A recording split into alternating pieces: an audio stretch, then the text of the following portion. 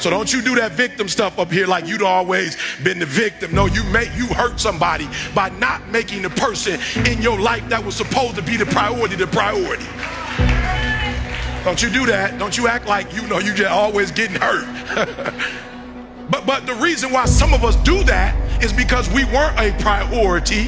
And when we were younger, I don't mean age, when I was a child, I understood like a child. We're not talking about the 13-year-old Eric. We're talking about the 21-year-old married Eric. When I was a child, I did not make my wife a priority. When I was a child, I didn't make my son a priority. When I was a child, I didn't make my daughter. When I was a child, I act like a child. I thought like a child. I behaved. But when I became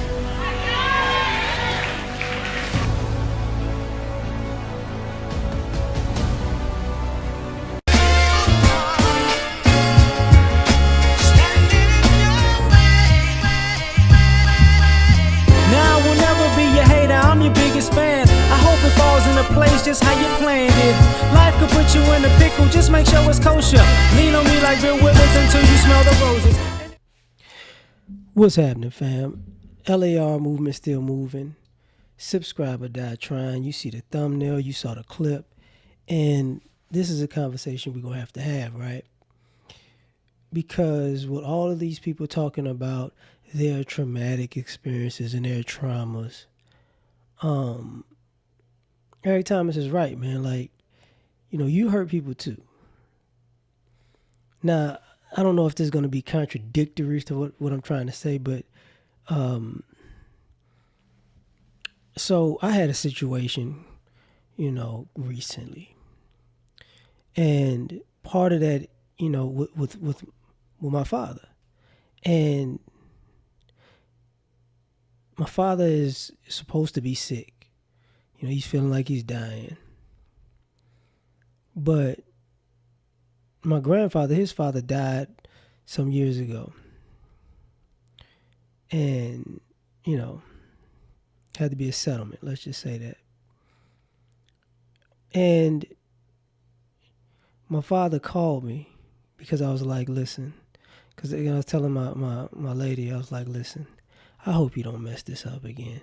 Because he has a history of being horrible with money.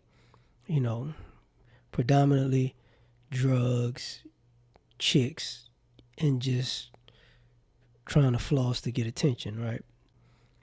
And he calls me, says, listen, whatever goes on with this, settlement, I'm giving you half. And the backstory to that is his mother, my grandmother, died years ago. But before she died, she told me, she said, grandson, I'm going to give you the down payment for your home. I was like, are you serious? I was like, yeah. And then she died. But she got sick and she told me, she told my aunt, and she told my father. So, make a long story short, when she passed away and they were, divvying up the assets, my dad ran off with the money, stole it, whatever. So my aunt told him this time, and he had some other instances where he came into large amounts of money, and he just ignored it, went doing whatever he was doing. But my aunt wound up telling him, he said, you gonna finally pay your son back the money you stole from him?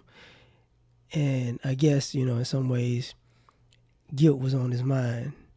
But saying that is what I'm saying is when it was time for him to actually keep his word, he did the very same thing he did the time my grandmother died.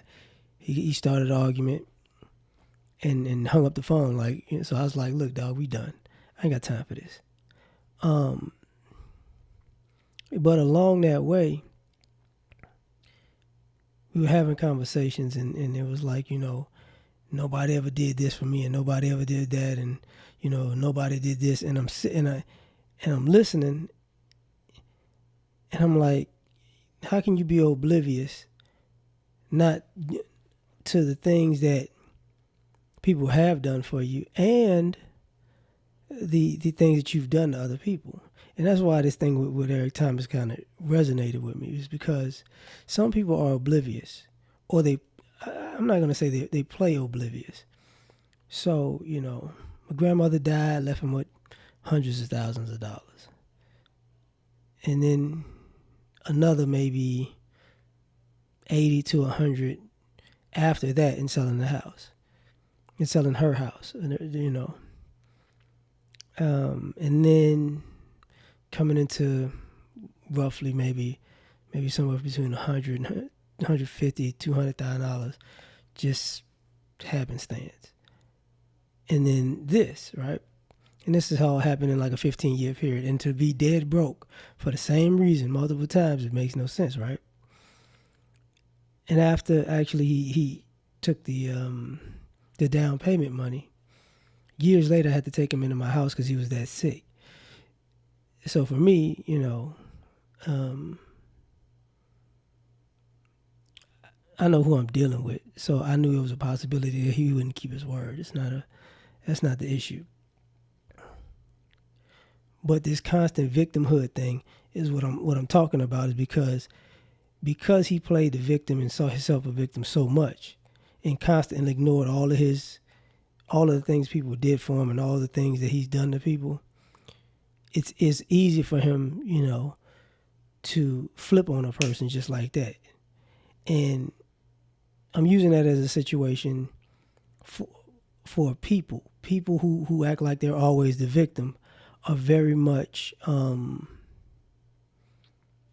they're very much a backstabber, you know. And I've had these conversations about people and other people. Some people are, you know, they'll tell you their whole story of everything that happened to them, and then you realize in your dealings with them that they're a snake. Because if all that stuff happened to them and they didn't like it, they'll turn around and do it to you, and you had nothing to do with all the quote unquote traumas and toxic whatever. That's who they are. You know, the victimhood story is to reel you in with those type of people. But the other thing that I got to add on to this that Mr. Thomas was talking about was the priority part. And I think about that also as far as relationships, because a lot of us want to be made the priority in our relationships, but we've hurt people in the past by not making them the priority. And sometimes we don't look at the karma of it. That's kind of interesting, where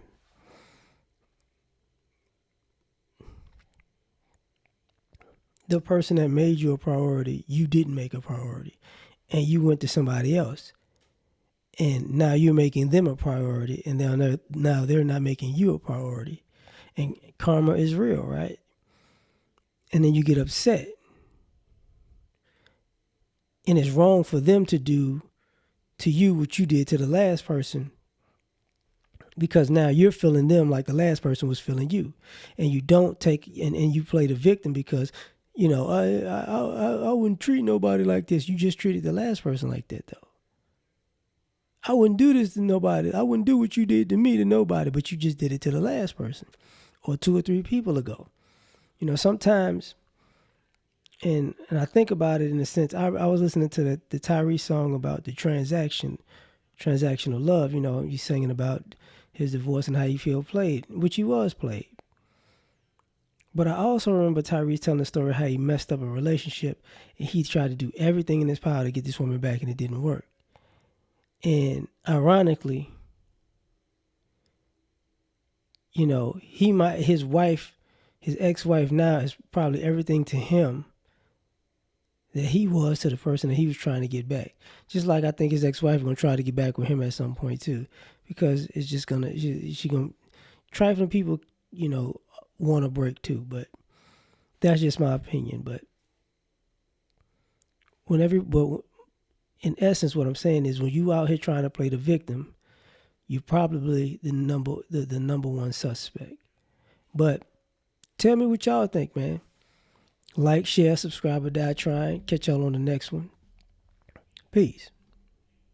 You